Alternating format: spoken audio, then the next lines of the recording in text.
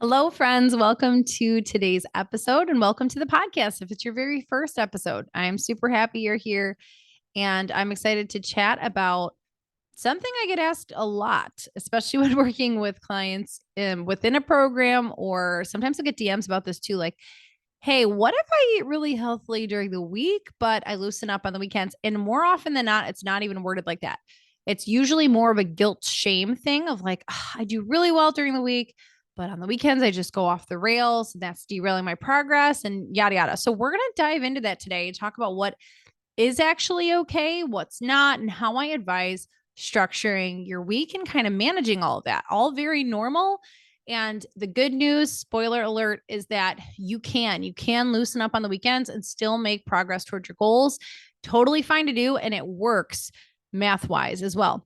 So we're going to dive into that. And if you have not worked with me before and you are looking for learning the whole foundation to everything I talk about on this podcast, but with me coaching you through it personally, holding your hand, making sure you understand it, checking your personal food logs, checking in with you, making sure you get your workouts done each week. We are doing the 8-week group coaching program. I only offer it a couple times a year. There is a limited number of spots, only 20 ladies per round, so that I can give you really great personal attention. And I just walk you through all of this, all the things I talk about on the podcast all the time, what to eat for your body. And I'm not going to give you this whole meal plan, make you follow it for 8 weeks. Instead, I'm going to have you log what you already eat. We start going from there. And I just teach you really simple tools like how to balance out your carbs, fat, and protein and tricks for getting that in. It's honestly, ladies, so simple as sometimes I will look at a log and be like, well, if instead of having 2 eggs at breakfast, which is what you're thinking is the healthy choice, you could actually do 2 eggs and 2 egg whites or 3 eggs, and boom, you just upped your protein for the day. Like very simple tweaks that go a really long way in maintaining your physique. Protein gives you a lean body composition. If I just take you and slowly up your protein with little tweaks like that, your body can change on its own just from that. So less than a week till we kick off September 18th. This is the last one of 2023. So if you would like a spot, if there are still spots left, check it out. Go to Brittany. You can email me, Brittany at healthycatholicmoms.com, to ask if there are spots left. I am pre-recording this a bit, so I'm not sure where we're at currently. But we do usually cap out almost every single challenge, especially this time of that kind of back to school after summers when a lot of us are looking to kind of reset. Or you can try to sign up over at healthycatholicmoms.com if there are still spots left as well to get in on this round. Okay, so I'm going to chat for just 1 second about fat loss, maintenance, surplus. Okay, if you are in fat loss mode, you are actively trying to lose fat. Okay, maintenance is you're good with maintaining the body fat that you have. Eating in a calorie surplus is where you're trying to bulk, you're trying to gain weight, gain muscle, etc. So majority of my listeners fall into either the fat loss or the maintenance category. You're looking to improve your physique through losing fat. And some of us fall in the maintenance, which is we're good with the amount of body fat we have. We're just trying to maintain that. Okay. So, and then very few typically fall in the surplus, but you're all welcome here as well. There are ladies who are, in a perfect spot with their body fat, but are looking to add some muscle and to improve their physique in that way. So whatever mode you are currently in, you still have the option of laying out your week to work for you, to work for your social calendar. And that might look like being able to cut a little bit looser on the weekends. Okay. I talk about 80-20 eating. Okay. I advise 80% whole clean foods, 20% treats.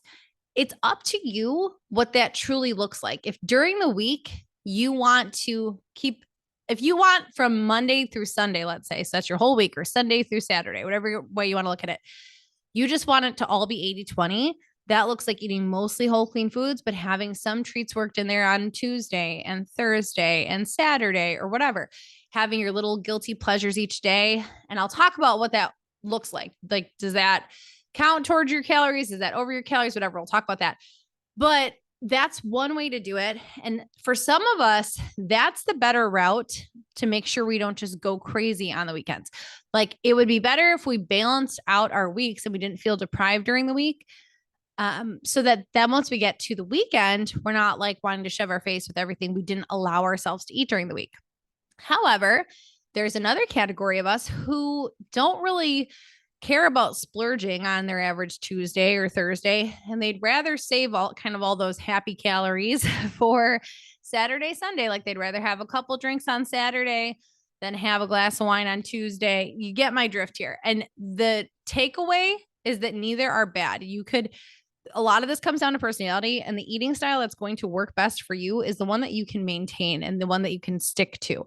So even if one had more pros than the other, long term, you need to pick the one that's sustainable for you. And this shifts back and forth. Like, please don't think you have to pick one route and go with it forever, but it's just something to keep in mind that 80-20 does not need to be over the course of one day. It can look like the course of your week, how it all shakes out. Okay. So there's a couple of things I also want you to know here. How we achieve fat loss, or we keep that fat loss, we maintain it. It's about calories in and calories out. We want to always be burning more than we are taking in, or if we're maintaining, we are equal there. We're burning and taking in the same amount. If we want to be gaining weight, we have to take in more than we burn. It's all just a math equation there. So there's some variety there where you can, we can manipulate things a bit. So say it's about calories in, calories out, right? That's why sometimes like doing an extra workout, yes, could help you technically burn off the extra calories from a beer or something like that, because you're still burning more than you're taking in. People who are sedentary have to take in less calories because they're not burning as much, right? Then we also need to care about what those calories consist of. We need to worry about the carbs, fat, and protein breakdown of them, because you could be eating 1,800 calories, but it's, all carbs and fat, not enough protein. Your body is going to look different than if you had the protein ratio in there. Okay. So we have to care about the overall calorie number for our fat loss and maintenance. We have to care about the types of calories. And then lastly, because of, food quality and worrying about the vitamins and minerals and things that we're getting, we also want to worry about like where that food comes from and what it consists of. So beyond carbs, fat, and protein, there's obviously a difference between the carbs that come from a donut and the carbs that come from a sweet potato, right? Because there's different vitamins and minerals going on there. So that is why my approach is always this 80-20 eating, 80% whole clean foods, 20% treats, that fits within a macro diet, or here I'm just using the term diet as like way of eating, that also worries about clean eating. So it sounds like a lot of things. It's kind of like if you are a homeschooler, we homeschool, like you have the different fusions. You're like, we're classical with a touch of Charlotte Mason, with a touch of, like you can make your own fusion. And that's how I coach. That's what I've done for myself and for all of my clients. Is it's not just clean eating. Like I'm not scrupulous about, you can never have a refined sugar, or you can never have a processed food. But I'm not strictly if it fits your macros either, which is like, well, yeah, you can eat anything that fits your macros because it's just all about macros. I like a fusion for overall health. That's my opinion. That's what's worked well for me and my clients and all of that. So all of that laid out. Can you eat really healthily during the week and then go a bit off the rails on the weekend? Yes, you can.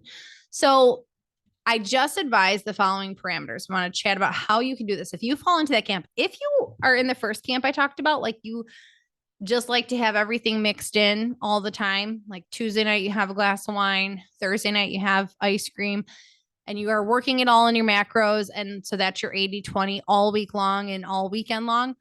That's great. Keep doing that. You don't really have to worry about the next couple steps. You are fitting everything into your macros. It is 80% whole clean foods and it is 20% treats. But if you're the person that wants more wiggle room on the weekend, this is what I advise. Number one, you're still working within your macro allotment. So it's not like you Monday through Friday eat 1,700 calories and you have X amount of carb, fat, and protein. And then the weekends are just cheat days. That is not what I'm saying. That is what a lot of people do. And that is when a lot of people eat no vegetables and they're low protein and they're dehydrated. And then they come back at it on Monday really strong. And that's how we yo-yo, and that's how we backslide and don't make progress. So if like you're taking this permission to be a little more indulgent on the weekends, it still has to work within your macro framework, which means if I want to go have a burger and fries for dinner, I need to look at what my breakfast and lunch is and make sure that I save enough fat and carbs for that. Okay. Or like I mentioned, if you want to be able to have 2 Trulies or whatever at night, like you need to make sure then you don't have toast at breakfast because you need to save some of your calories, some of your carbs for that alcohol later. You see what I'm saying? Now, there's a tiny little caveat to this, which is if you are, I mentioned how it's calories in, calories out. And I mentioned how we can manipulate that a little bit. Well, if you look at it more as over the course of your week than over just the course of a day, if you were, say, like 1,700 calories is your deficit, we have figured out that at 1,700 calories, that's where you're burning more than you're taking in. Okay. And how do we do that? I have a free figure out your macros download on my website. This is also what we work through in the 8-week program.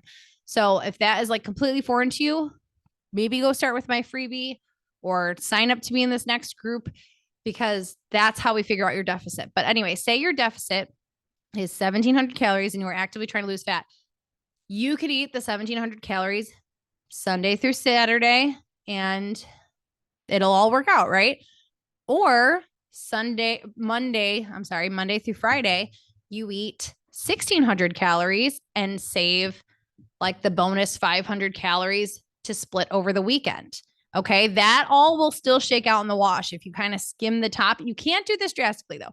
You cannot be like, okay, Brittany. So what I'm hearing is Monday I can have 1,200 calories and Tuesday I can have 1,250. So that on the weekend I can have 3,000 calories. Like you cannot yo-yo that much, but you can kind of skim the top there to save for yourself on the weekend if that's what you prefer to do. Otherwise, so like I said, first choice there is to just work it into the macros that stay the same every single day, or you can do that kind of shave the top option. Another tip is to keep your during the week food quality more like 90% so that your weekends can look more like 30. Because remember, I mentioned 80-20 eating. So if during the week you make it even healthier, then you can not worry about it as much on the weekends if the food quality is not as great. This is actually honestly the camp I usually fall into. So I will make sure that during the week, if I want a treat or indulgence, I'm usually not going to have like full fat, regular ice cream, whatever, unless it's like my family went out to eat for it or something. I will normally then make some kind of banana protein, what I call nice cream, and have that as a treat so that on the weekends I can have things like kettle chips. And I'm not drinking obviously right now because I'm pregnant, but like that Saturday night drink with my husband, that kind of thing. So if you want to have more wiggle room quality wise on the weekend and not sweat about it, then I would just up the quality of your foods during the weeks. Now, that being said, even if your food quality is going down a bit on the weekends, you still want to feel your best, and you're going to feel gross if you have a donut and then like a burger and fries and then chicken wings for dinner. Even if it all fit within your calories, and even if your Monday through Friday was super clean, you're still going to feel gross. So I recommend trying to still keep it a little bit between the rails and make sure your vegetable intake is there, or supplement with a greens powder. This is another thing, like when people travel, there's other reasons that when you travel, your system is thrown off. But like when we eat off our usual, we might, not be as regular. We're constipated, we're bloated. So keeping the vegetables in there or a greens powder to just fill the gaps is really helpful. That's a supplement I've talked about that I don't use a ton of supplements at all. I use basically protein powder and greens powder, and I don't use it daily. I just keep it for times like that where I know I've been low and I want to make sure that I get my vegetables in. Okay. And next with that, same idea here. We don't want to just throw everything out the window on the weekends. We want to keep our hydration the same. So even if your, calories went a little bit more because you're going a little less during the week, your food quality is a little bit lower than it usually is. You've got your vegetables in there and your greens, and you've got your hydration going. Your body's not going to freak out. You're going to stay regular. You're not going to be super bloated, and it's easier to ease back in on Monday. That's the difference between like just going haywire and having to totally start over on Monday, or having these general principles that you're always abiding by. You're just loosening up a little bit. All right. So remember, the biggest thing I can tell you here is you are not deviating much from the macros. That is the big difference. I am not a proponent of like super restriction and then a cheat meal. Some people, That's what they swear by, is like, that's how they can stay motivated all the other days, is to have their cheat meal or their cheat day. I don't find that helpful for myself and for most of the ladies I've worked with, to then be able to rein it back in and get back to like the basics. That I feel like continues to facilitate the diet culture mentality of super restricting, then binging, then super restricting. So I prefer to keep it all within some guidelines here. We're mostly sticking to the same macros. We're just loosening up the food quality a little bit on the weekends so that you can enjoy life and not feel that. Just tends to be when we're most social. Again, if that's not you, going back to the very first group, maybe you have a lot of work events during the week, or you have a book club or a girls' night or whatever, and it serves you better to work this in all the time.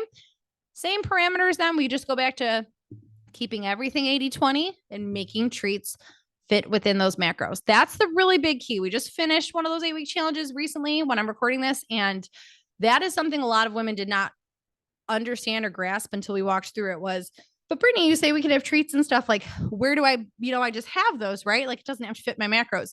Yes, it does. If you want to have fat loss or maintain fat loss, it does. And maintenance is a little bit easier. Maintenance gives us a little more wiggle room. But if you're actively pursuing fat loss, you got to keep it fitting between those parameters, right? Because it really does come down to calories in, calories out. All right. I hope that made sense. Broke it down for you in a real tangible way. Thank you so much for being here. Next episode, we're going to talk about early to bed, early to rise, and why I am such a proponent of getting up early, going to bed at a reasonable time. And we're going to delve into that next episode.